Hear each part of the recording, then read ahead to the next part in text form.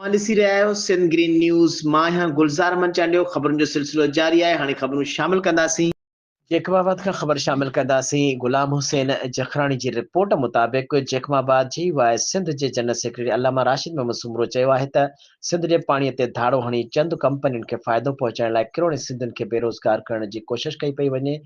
VPN बाबति इस्लामी नसीहती council पारां लिखत अञा ताईं का बि फतवा साम्हूं नाहे आई। असां जदीद टेक्नोलॉजी जा मुखालिफ़ न आहियूं। सिंध जे अवाम जी जान ऐं माल महफ़ूज़ न आहे। हुक्मरान इक़्तिदार जा मज़ा वठी रहिया आहिनि।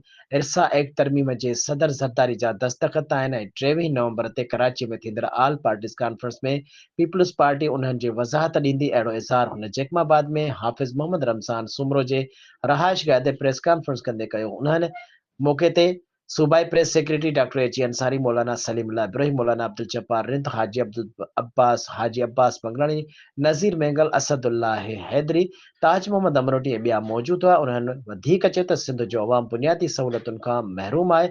अवाम जी जान ऐं माल महफ़ूज़ न आहे। तालीम ऐं सिहत जी सहूलियतूं न आहिनि। मेरठ जो क़त्लेआम कयो पियो वञे पर असांजा हुक्मरान इक़्तिदार जा मज़ा वठी रहिया आहिनि। जेकॾहिं हुक्मरान अवाम जा मसइला हल नथा कनि त इस्तीफ़ाऊं ॾेई इक़्तिदार अवाम हवाले कनि। उन्हनि चयो त सिंधु दरिया मां छह केनाल कढण जी साज़िश जी भरपूर मुज़ाहिमत कंदासीं। सिंध जो अवाम सिंधु ते लॻंदड़ धाड़ो कॾहिं बि बर्दाश्त न कंदो।